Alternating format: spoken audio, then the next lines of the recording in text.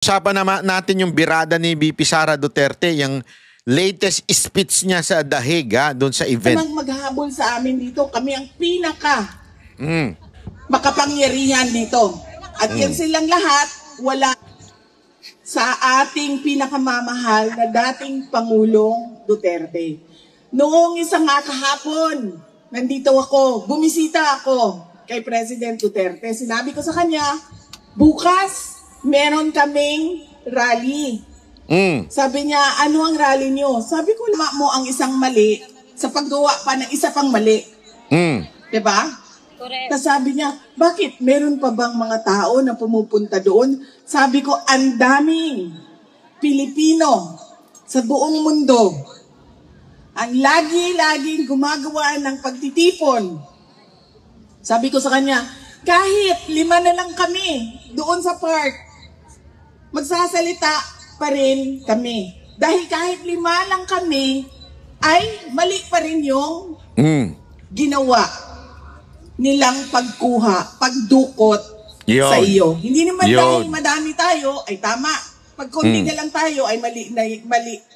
Ay tama na yung ginawa nila. At dahil marami tayo, mali yung ginawa nila. Hindi. Kahit mag-isa lang akong tatayo dito, alam mo ma'am, may nakita ako isang babae doon kahapon. Ano siya, foreigner. Doon sa may train station. May dala-dala siyang sarili niyang speaker. At nagsasalita siya. Hindi ko naiintindihan dahil Dutch ata yung salita niya. Nagsasalita siya. Mag-isa. Walang nakikinig sa kanya, walang nakatayo sa harap niya, pero nagsasalita siya. Naisip ko, aabot din ng panahon na ganun na rin ang gagawin ko. Kahit mag-isa ako. Nako. Magsasabi at magsasabi. Madam, hindi ka magiging mag-isa sa dami ng nagsisimpatya. Buong bansa nagsisimpatya dito sa ginawang pandurukot kay Pangulong Duterte. Kahit nga po yung, alam mo, kahit saan po ako magpunta, walang biro ito. Ito, kahit saan po ako magpunta. At kunwari, medyo naaninag nilang si Banat ba yun Ang unang tanong nila sa akin, Sir, kailan po ba uuwi si Tatay Digong? Kailan nyo po pa uuwiin? Kailan nyo makakauwi ka pa kaya siya? Sa loob-loob, gusto kong sagutin Kung ako lang, gusto ko bukas na sa uli ko na atid ko na dyan sa Pilipinas Pero sabi ko nga, wala akong mano Ibig sabihin, talagang napukaw ang pang-aabuso, pangkakawawa kay Pangulong Duterte. Mantakin mo, ilang taon na yung mama. Sasabihan, paparatangan mo ng kung ano, 80 na yung mama. Tapos sasabihan mo, ang daming nagawa. Alam mo ngayon, dito talaga sila nagkamali. Kasi, kita nila yung nangyayaring mga adik sa karsada ngayon. Isa lang ang nasasabi nila, sana si Duterte na lang. Kaya lang, anong ginawa kay Duterte? Ganun Anong ginawa? Kayo alam niyo yan. Kayong may mga adik na kaibigan na ngayon namamayagpag na naman sila. Dati nagtatago-tago sila. Ngayon namamayagpag pa sila. Di ba? Ang dami na, kaliwat kanan na. Anong nangyayari? Di ba na ano ninyo sana na si Duterte? Ba't ba ginano nila si Duterte? Di ba? Sabi ako sa ICC, mali ang ginawa ninyo at pinagpipilitan nila ang mali na ginagawa nila dahil dinidikdik nila sa ating lahat ang kanilang mga paniwala. It's a very Western-centric mindset. Nakita niyo ba kung meron silang nakuhang mga malalaking detainees, mga akusado, saan sila lagi kumukuha ng mga tao na nililitis nila? Sa Africa. Andun sa loob, kasama namin. Hindi ko lang sila makausap dahil French ang kanilang pananalita. Ganon ang ginawa ng ICC. At ngayon, dahil alam nilang dalawa, alam ng ICC, alam ng administrasyon ni BBM na wala kahit isang ebidensya, ay gumagawa na sila ng ebidensya. Lahat ng namatay, war on drugs. Lahat. Yan. Kaya nga may mga biro-biro kahit yung kay Magellan, kasalanan ni Duterte. Yung kay Ninoy, kasalanan din ni Duterte. Lahat ng namatay, isisi nyo kay Duterte. Yan, pati nga yung buto, di ba? Hindi, pati yung sasabong, sinisisi nga yung kay Duterte. Ang buto. War on drugs.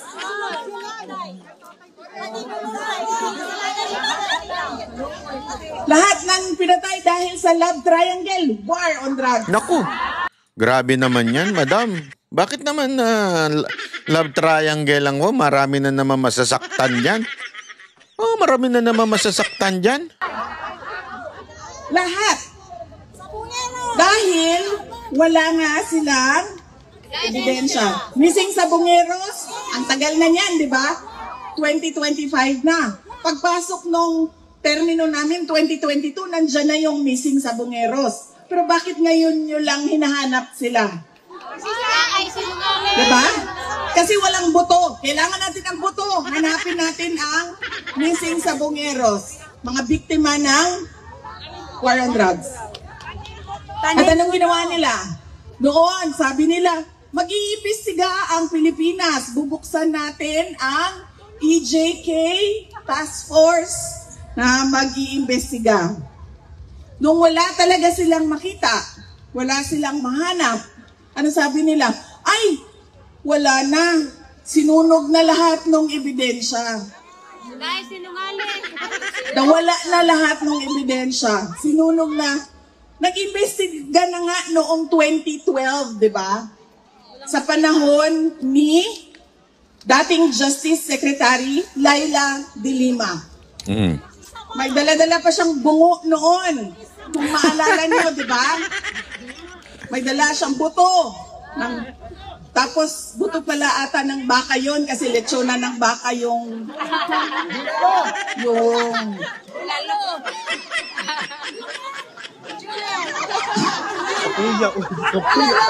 diba? Nag-imbestiga na sila 2012. O, nagbukas na kuno ng inquiry 2024. Hanggang ngayon, wala silang ebidensya. Pero hinawakan pa rin nila si dating Pangulong Rodrigo Duterte. Kasi ito na lang yung kaso namin. Hindi namin mahuli si Netanyahu eh. Hindi namin mahuli si Putin. Panghawakan namin ito si Duterte kahit na wala kaming ebidensya. Sinasabi na namin, sobrang tagal niyo na siyang pinanghahawakan, dinedetain sa pre-trial stage. Diba? Sobrang tagal na. Ibigay niyo yung... Hoy! Sandali! Pag nagsasalita si VP Sara Duterte, huwag na kayo nagsisigaw-sigaw dyan. Hindi namin maintindihan. Buti na lang na ayos ko yung audio nito. Pwede ba pag nagsasalita si VP Sara Duterte, ganun lang muna. Relax lang, relax. Huwag masyadong mainit ang let her talk. Alam mo, mahirap yan. Yung nag-i-speech ka, tapos may nasigaw. Ano to, sinihan? Pinangungunahan yung sinasabi ni VP Sara Duterte. Relax lang ha, relax lang. Interim release. Kasi sa inyo naman na provision yan eh. Interim release, nandyan nakasulat. Correct. Pero anong sabi nila? Ay hindi pwede. Dahil ang gagawin niya ay tatakbo siya. A flight risk daw. Nako? Paano naging flight risk yan? Nahirapan na nga yan umakyat ng magalakad-lakad. Paano mo itakbo yan? Na pag sinabi mong, tara na, pack up na, nandyan na sila, huhulihin tayo, hindi nga siya makalakad ng maayos. At saka wala siyang ibang gustong puntahan, kundi umuwi sa Davao City. Sinasabi niya, yung mga supporters, oo, totoo, matanda na siya, pero yung mga supporters niya, tinitreaten nila ang mga witnesses, mga prosecutor, ang ICC. Wala ngang witnesses, sinong ititreaten? Kaya nga. Mawalan sila ng budget. Ang sinasabi nila, ay, madami siyang baril, madami siyang pera. Ngayon nga, binibenta na nga yung bahay niya kasi duda ko, kailangan ni Hanilet ng pera. Ha?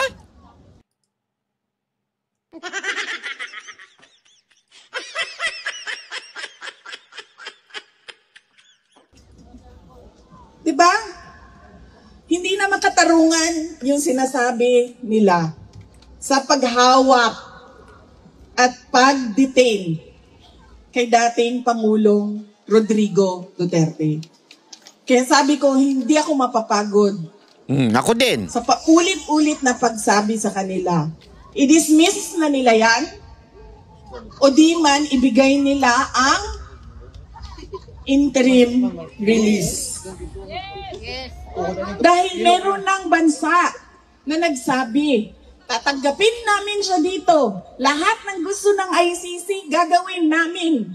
Ibigay niya sa amin si Duterte. Meron na eh.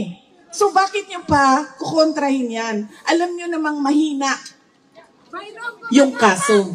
Takot sila. Kasi wala na silang Ano yan? Ay! Ano yan? kaso. Pag na-dismiss ang kaso ni Duterte. Ano pa bang silbi ng contribution ng mga member states sa ICC? Tama, walang kaso. Wala nang Wala na silang trabaho. magko-contribute. Eh, di wala naman kayong nakakulong eh. Wala naman kayong kailangan na patakbuhin na kulungan eh. Wala na silang allowance. Wala naman kayong kailangan na mga assistant, mga prosecutor dahil wala namang kaso na eh. Tama. So bakit ba kaming mga mayayaman na mga bansa magbigay Budget. sa ICC? Pakulong si Marcos. At ilan na ba ang umalis sa ICC? Pilipinas, umalis na. Mm. Sino yung isa? Hungary, umalis na. America. Dahil nagising na. America, nagsabi. Alam na nila na ang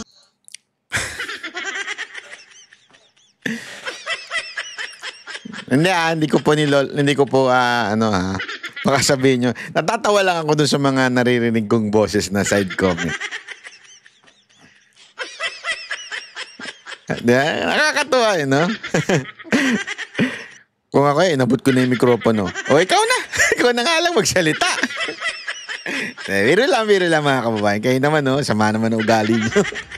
wala ito. Gusto lang nila ipilit ang kanilang paniniwala sa global order. Kahit kayo-kayo lang yan mga Pilipino, sasali kami. Makikialam kami. Kahit bansa nyo yan, hindi namin bansa yan, makikialam kami. At sa pilit nilang pakikialam, sa pagpilit nilang pakikialam, gumagawa na sila nag-iimbento na sila ng witnesses, nag-iimbento na sila ng Kaso. nakita nyo ba yung investigation sa House of Representatives? Grabe. Nakita ninyo kung paano nila ginawa na magsalita si Garma, si Royina Garma, yung pulis na babae.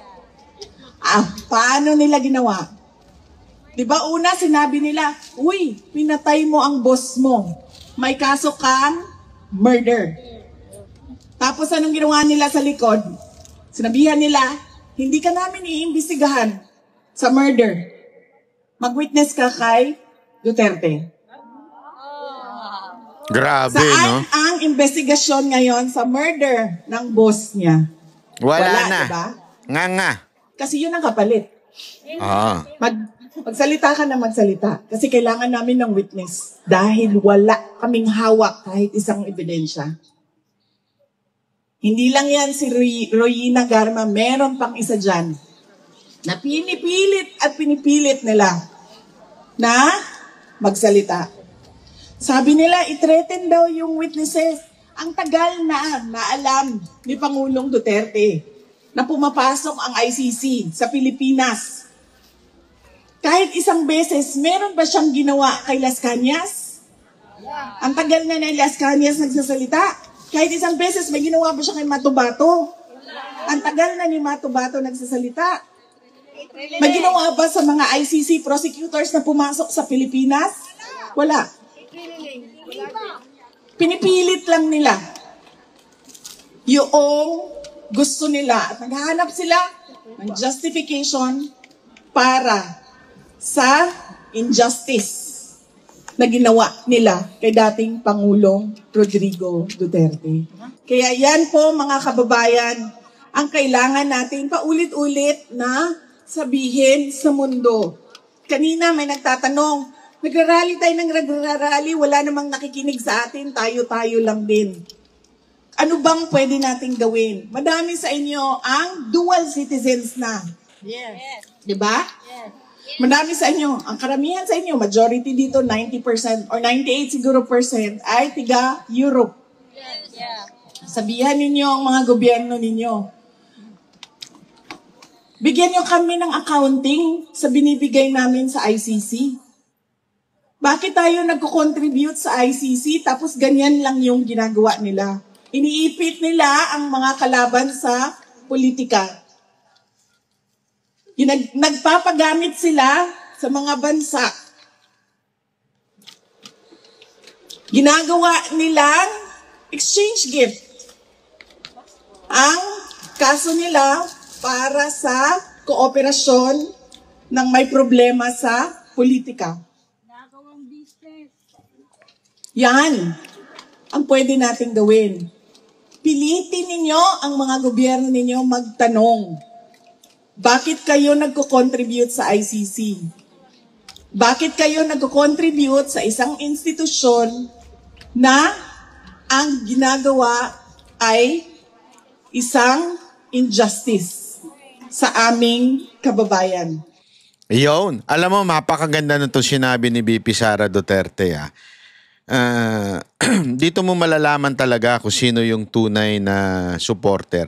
Malaki ang ginagawang kontribusyon ng mga OFW, mga migrant workers at mga dual citizen na mga kababayan natin. Yung pag-iingay ninyo sa ibang bansa, malaking bagay po yun.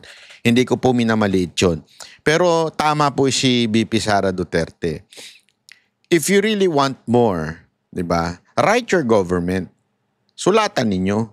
Write to your government na sabihin ninyo na why itong ginawa ng ICC ay hindi tama. Itong ginawa ng ICC sa presidente namin na pumasok sa pamumulitika ay hindi tama. Ngayon, napapatunayan na wala silang mga ebidensya, wala silang mga maipakitang witness, tinutuloy pa rin nila. This is injustice to a good president, former president. So, sulatan ninyo.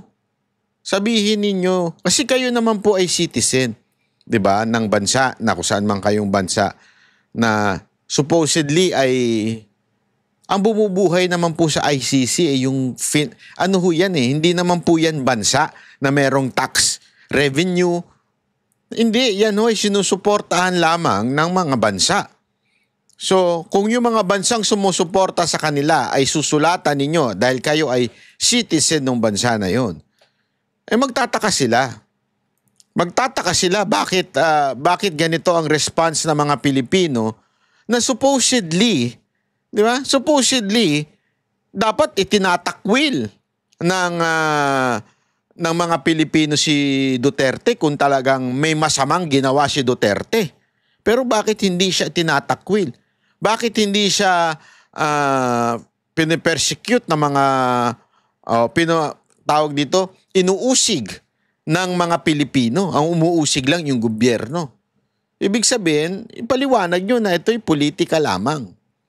Diba? Ipaliwanag ninyo na politika lang ang ginagawa ng ating gobyerno kaya pinadala dyan sa ICC. Dapat ang ICC hindi pumayag na sumausaw sa politika ng Pilipinas. At maaari nyo yung sabihin sa mga gobyernong kinabibilangan ninyo kung saan bansa man kayo. Ganyan dapat ang paulit-ulit natin na tanong. Ganyan din ang paulit-ulit natin na sasabihin sa ICC. Huwag nyo na ipagpilitan ang mali ninyo. Tanggapin nyo na lang na unang-una, hindi talaga kayo pwede na mag-imbestiga. Pangalawa, kahit nag-imbestiga kayo, kahit hindi na pwede, kita nyo, wala kayong mga ebidensya. Hanggang doon sa Pilipinas, lahat ng namatay ay War on drugs. war on drugs. Para lang mapatuloy nila ang kanilang narrative o kanilang istorya na marami ang namatay sa war on drugs. Ang kalabasan, 43 murder cases. 43 murder cases, Ng mga kriminal. pero sa ano sabi, crimes against humanity. Pero ang namatay, mga kriminal. At hindi pa nga tayo sigurado. Abutan nyo nga ng mikropono si ate. Sayang, ganda ng mga sinasabi niya eh. Abutan nyo ng mikropono.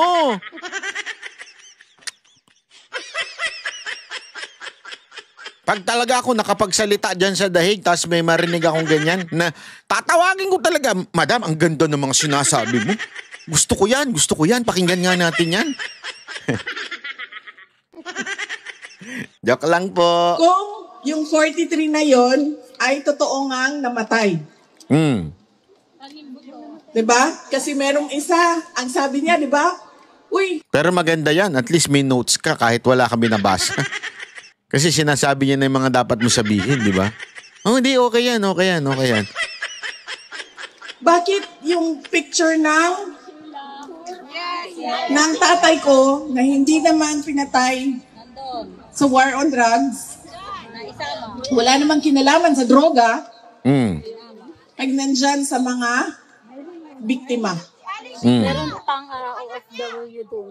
Kasi sila lang Nag-iimbento na lang para lang ipagpatuloy, para lang patuloy din ang suporta ng mga malalaking bansa sa organisasyon ng ICC.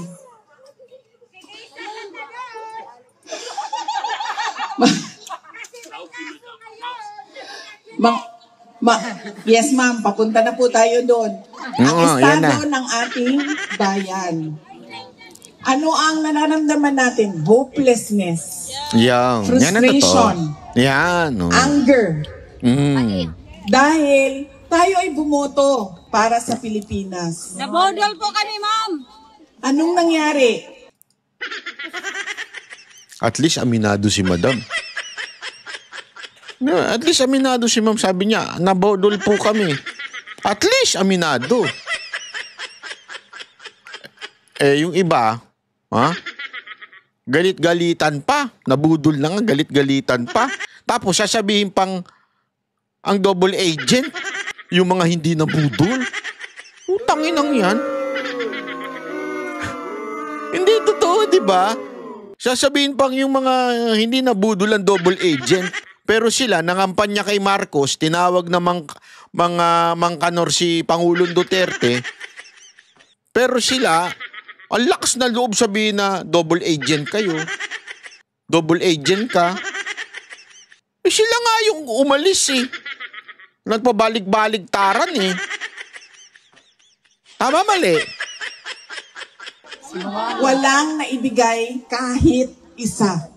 Wala tayong nakikitang pagbabago.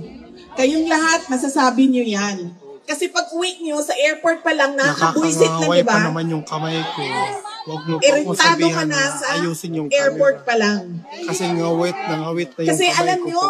kahit na malaki yung airport natin, merong mga lugar dito na maliliit lang ang airport nila, pero maayos, malinis, Tama. organized. Napakadaling lumabas. Walang rekutitas na check-check. Diba? Correct.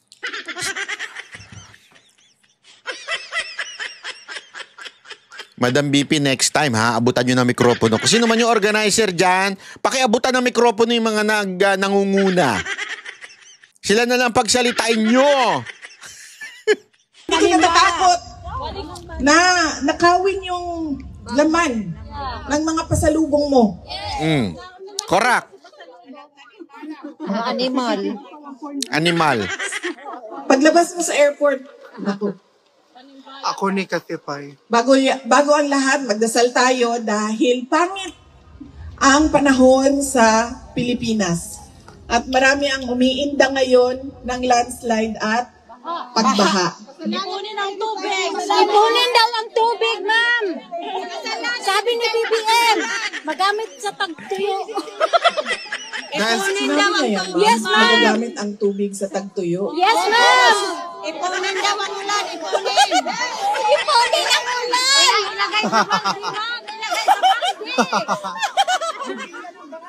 Idea ng bangag talaga. Gamitin Correct. na yung No? sa ulan, ma'am. Grabe Ilagay gid sa ate. balde. Diba? Ano ito? Grabe ka bugo.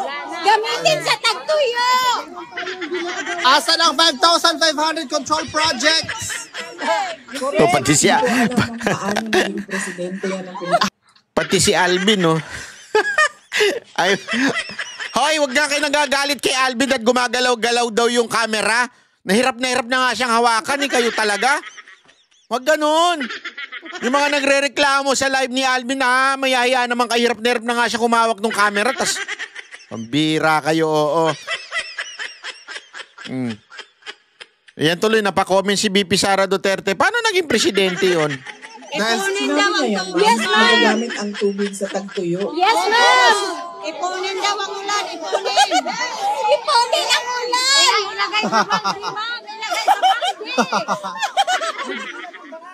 Idea ng bangag talaga. Gamitin Correct. na yung No? sa ulan, ma'am. Grabe Ilagay gid sa ate. balde. Diba? Ano ito? Grabe ka bugo. Gamitin sa tagtuyo.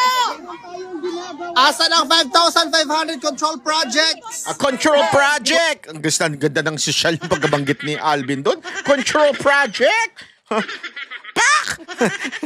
Hindi ko alam kung paano naging presidente yan ng Pilipinas. Hindi ko talaga alam. Ano magagawin natin, ma'am? Ano paano na? Hindi, alam mo, tama si Madam dito. Hindi niya maintindihan paano naging presidente ng Pilipinas yan. Madam, alam mo kung paano? Joke lang, Madam, ha? Ako nang sasagot kung paano naging presidente ng Pilipinas yan. Kagagawa niyo yan, Madam. Bero lang, bero ko lang kayo kasi nag-Yoni team. Hindi, alam mo, totoo naman eh. Kung hindi naman kinampanya ni BP Sara to, hindi mananalo to. Hindi nga nanalo sa vice president. Isipin nyo mga kababayan, ha, tumakbong vice president ito. Ang kalaban, hindi kilala. Si Robredo, hindi kilala si Robredo eh. Natalo pa. Sa tingin nyo kung tumakbong presidente ito nang wala si BP Sara Duterte, mananalo to? Walang boboto dito. Kaya talagang si Vice President ang nagdahilan kung ba't nanalo to, Madam. Ako na magsabi sa inyo. Dahil in-endorse to movie. O yan, no, nag-sorry tuloy siya. Bigla niya naisip, ay, ako pala may dahilan. Kaya mag-alala, Madam. Suportado ka ng buong bansa kahit nabudol mo kami. Ay, hindi, sila lahat. Sila pala. Hindi kasi alam mo, ganun talaga. May mga pagkakataon na nabubudol, di ba? Nagkataon lang, isa sa mga nabudol doon, si BP Sara Duterte. Ayan yun na, kayo naman. Huwag nyo nang masyadong dinidikdik yan. Hindi naman namin dinidikdik, Madam. Ikaw lang nagpaalala. Love namin yan si BP Sara Duterte ng Banateros. No. Ma'am Inday, Bodol Israel, ma'am. Bodol Israel. Oo. Ako?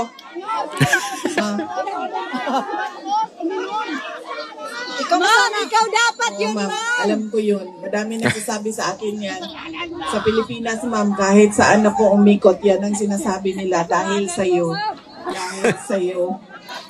Kasalanan mo, ma'am. Pero dahil sa iyo aangat ang Pilipinas.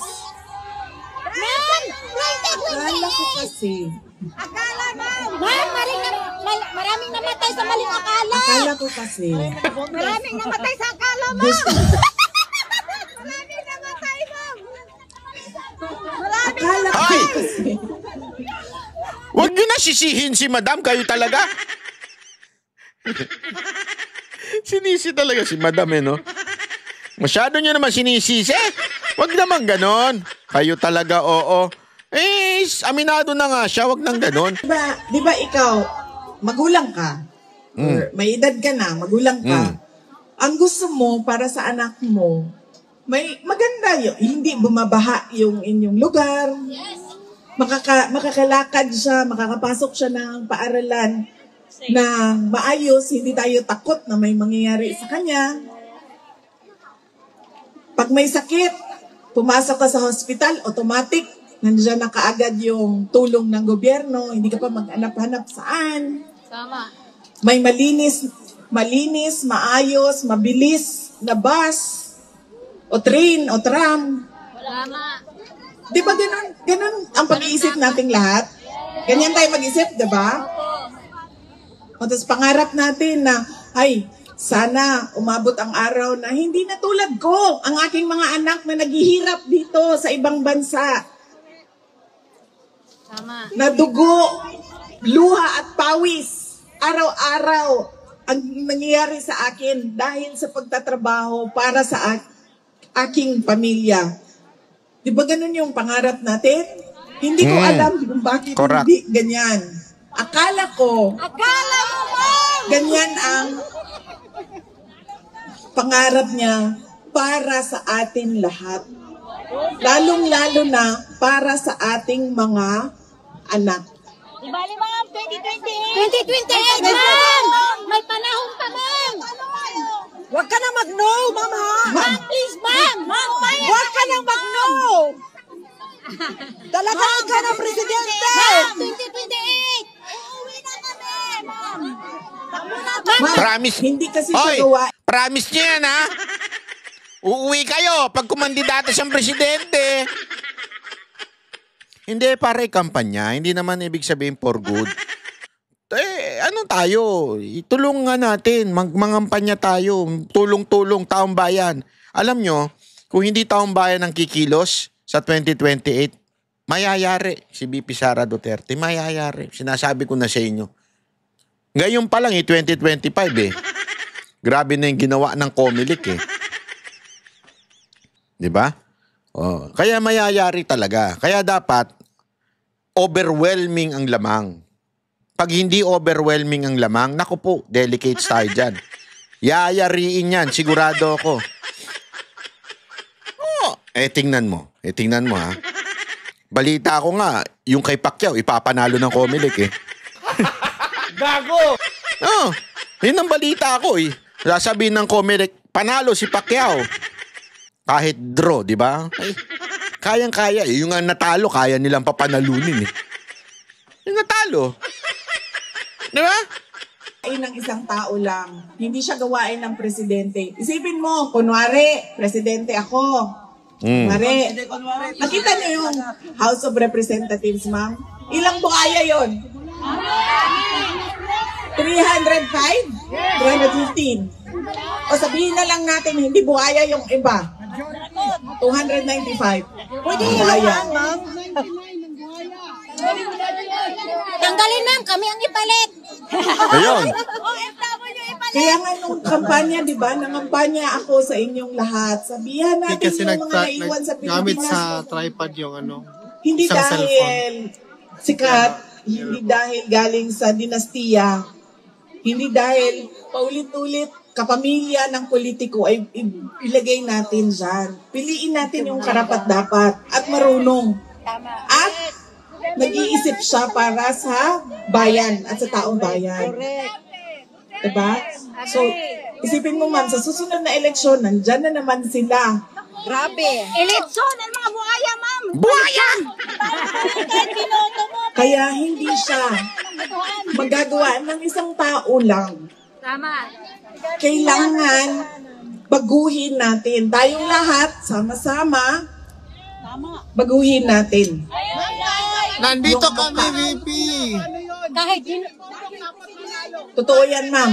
I agree. I totally agree sa sinasabi mo na may dayaan sa nakaraan na eleksyon. Ayun.